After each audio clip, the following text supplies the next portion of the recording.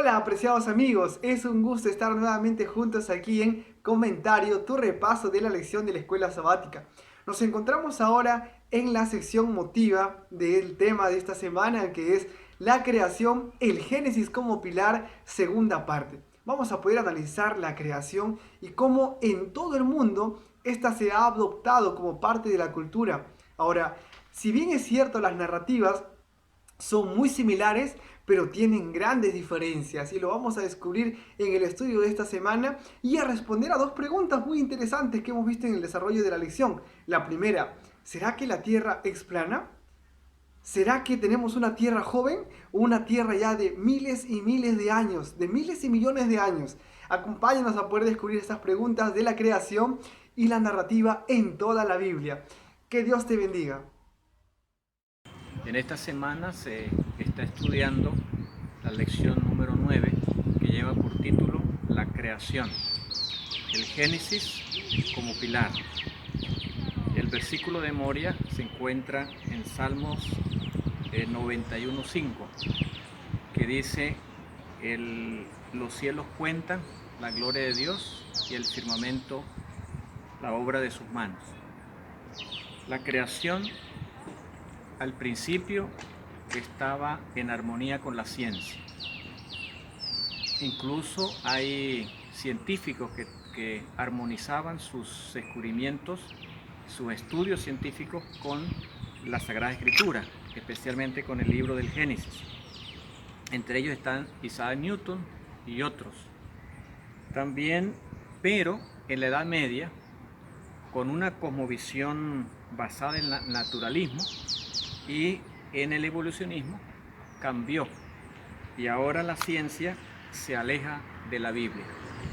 Por eso en la actualidad hay muchas situaciones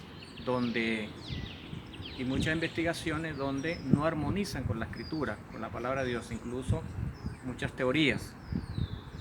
En la antigüedad, por ejemplo, se pensaba que la tierra era plana, y sin embargo en Job 26:7 la Biblia dice que la tierra cuelga sobre nada, y en Isaías 40:22 y Job 26:10 habla del círculo o esfera para referirse a la tierra.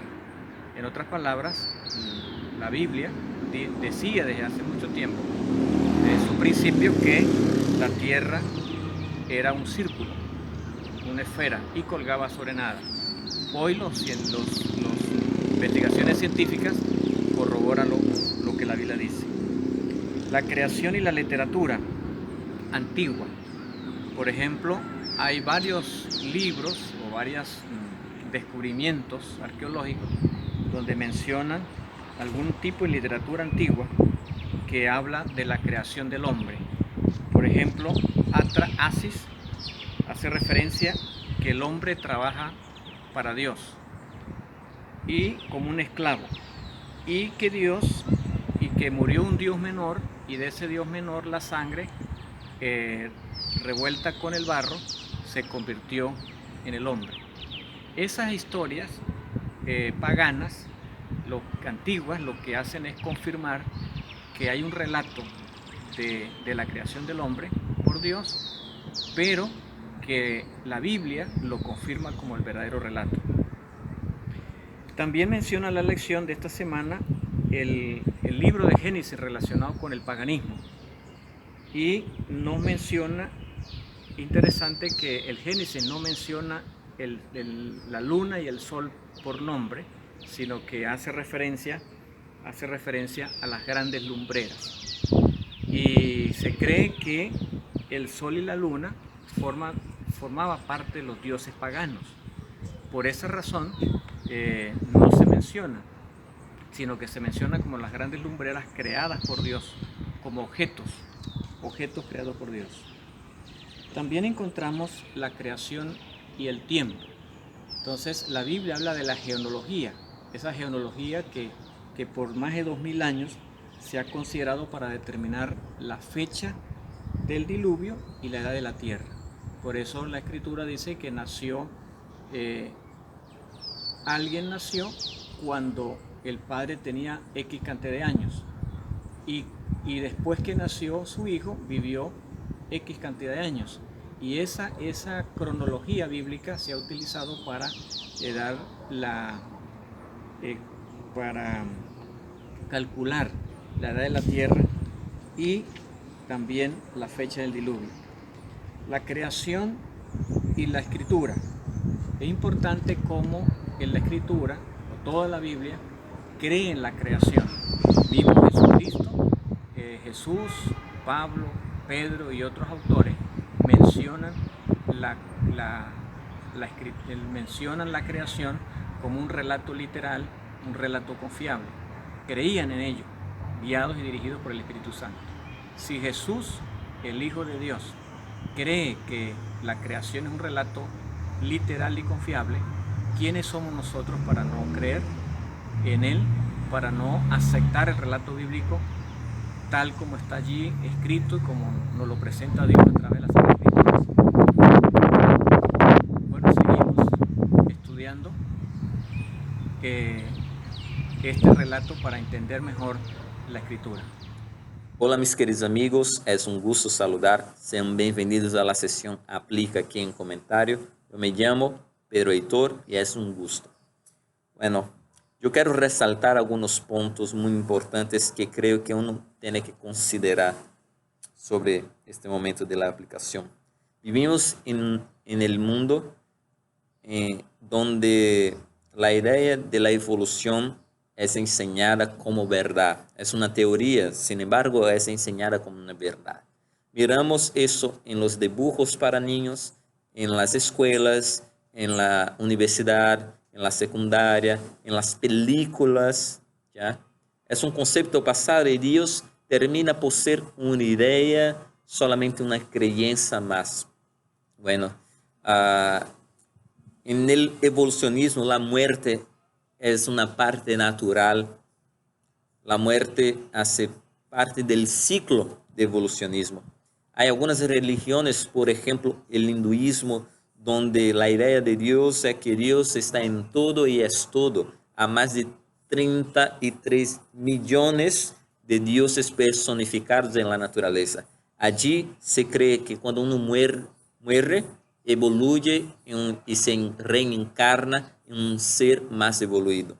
Bueno, al estudiar la lección de esta semana, nosotros vemos que Génesis es el relato bíblico verdadero, literal, de lo que de hecho es y significa. Vemos allí que el hombre fue creado a la imagen de Dios en un contexto de perfección, donde no había pecado, maldad o muerte. Vemos allí que la muerte es una consecuencia del pecado.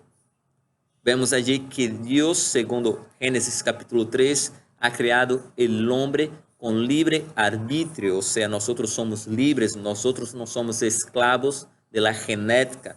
Tú y yo podemos elegir, podemos escoger. No somos un accidente cósmico.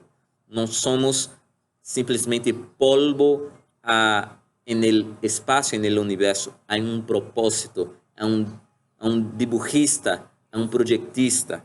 ¿Ya? Otro punto importante, miramos cómo el pecado ha entrado en el mundo. Vemos que de hecho cuando uno evalúa la idea de que muerte tras muerte y el más apto sobreviviendo en un mundo caótico, como predica el evolucionismo, no ofrece esperanza. Pero sin embargo, miramos allí en el primero Adán que cayó y por medio de él el pecado entra en el mundo y por medio del pecado la muerte. Vemos el segundo Adán que la Biblia enseña, teniendo allí como la verdad. Y este venció para que yo y tú podamos vencer también. ¿Qué aplicar de esta lección en nuestra vida? Que Dios es la verdad, que Dios te ama y la historia verdadera de la humanidad está allí. Allí sabemos de dónde vinimos, quién es nuestro Creador y para dónde vamos a regresar. Que Dios te bendiga. Bendiciones. Hola amigos, soy el misionero Manuel Dávila, estamos aquí en comentario, esta es la sección Crea. Esta semana hemos estudiado la lección número 9, la creación, el Génesis como pilar, parte 2.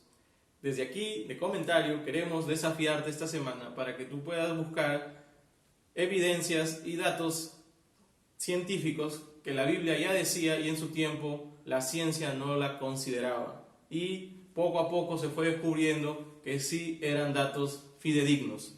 Uno de ellos es la segunda ley de la termodinámica, descubierta por Nicolás Sadi de Carnot en el siglo XIX. Salmo 102, versículo 25 al 27 ya nos hablaba acerca de la entropía. Otro de los datos que podemos dar como ejemplo aquí es el ciclo hidrológico del agua.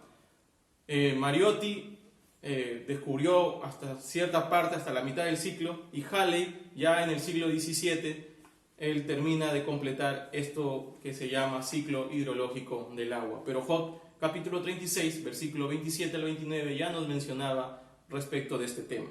Isaías 42 nos muestra que la tierra es circular, pero durante mucho tiempo se creía que era plana. Hoy la ciencia sabe que no es plana.